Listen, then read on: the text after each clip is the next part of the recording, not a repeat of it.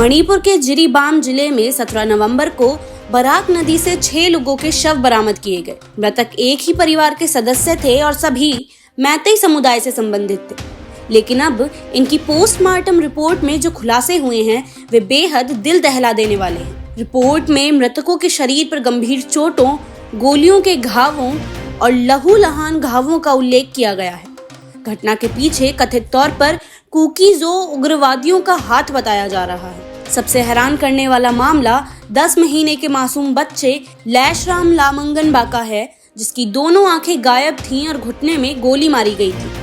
Postmortem report में उसके शरीर पर कई गहरे कट और कुचले जाने के निशान दर्ज हैं। रिपोर्ट में कहा गया है कि उसके सीने पर गहरे कट के कारण पसलियां भी टूट गई थीं। इसी तरह परिवार की 31 वर्षीय महिला सदस्य टेलेम थोइबी को सीने और पेट में 3 गोलियां मारी गई थी। उनकी खोपड़ी कुचली गई थी और दोनों हाथ गंभीर रूप से क्षतिग्रस्त थे। पोस्टमार्टम रिपोर्ट में यह भी बताया गया है कि उनके शरीर से लिए गए नमूनों में शुक्राणु नहीं पाए गए। परिवार की 8 साल की बच्ची टेलेन थाजांगनबी देवी की भी बेहद दर्दनाक मौत हुई। उसे पेट और शरीर पर गंभीर चोटें थी। पोस्टमार्टम रिपोर्ट्स के अनुसार उसकी मौत एक घातक गोली लगने से हुई। बच्ची और महिला के साथ किसी तरह की यौन हिंसा की पुष्टि नहीं हुई है, लेकिन उनके शवों पर चोटों के गहरे निशान दर्ज हैं। इसके अलावा परिवार के 3 अन्य सदस्यों के शवों की रिपोर्ट भी समान रूप से भयावह थी।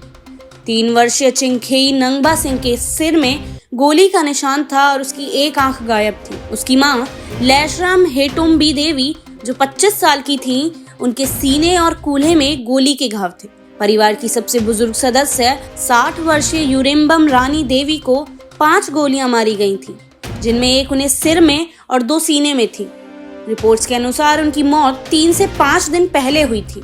घटना के पीछे का कथित कारण मणिपुर में मैतेई और कुकी-जो समुदाय के बीच जारी जातीय हिंसा को बताया जा रहा है।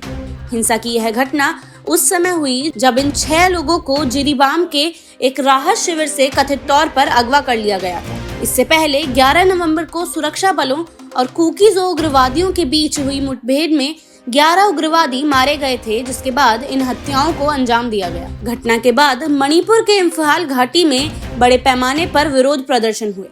प्रदर्शनकारियों ने विधायकों और सरकार की आलोचना करते हुए कहा कि वे हिंसा को रोकने में नाकाम रहे हैं। मुख्यमंत्री एन बीरेन सिंह ने इस घटना की कड़ी निंदा की है और कहा है अपराधियों को कानून के दायरे में लाने तक यह अभियान जारी रहेगा। उन्होंने जिरीबाम और उसके आसपास बड़े पैमाने पर सर्च ऑपरेशन शुरू करने की बात कही। वहीं राष्ट्रीय जांच एजेंसी ने इस मामले की गंभीरता को देखते हुए जांच शुरू कर दी है।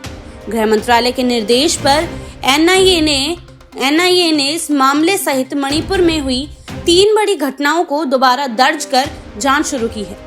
रिपोर्ट के मुताबिक राज्य में मई 2023 से जारी जातीय हिंसा में अब तक 250 से अधिक लोगों की जान जा चुकी है और हजारों लोग बेघर हो गए हैं। घटना के अन्य पीड़ितों में 2 बुजुर्ग पुरुष भी शामिल थे, जिनके शव जले हुए हालत में पाए गए।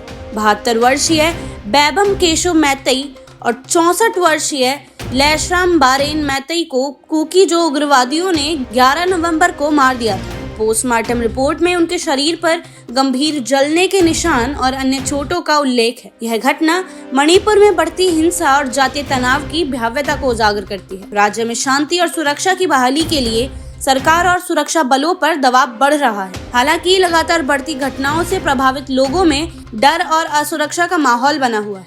आज के लिए बस इतना ही। जुड़े रहिए हमारे साथ, देखते रहिए डियर इंडिया टीवी। धन्यवाद।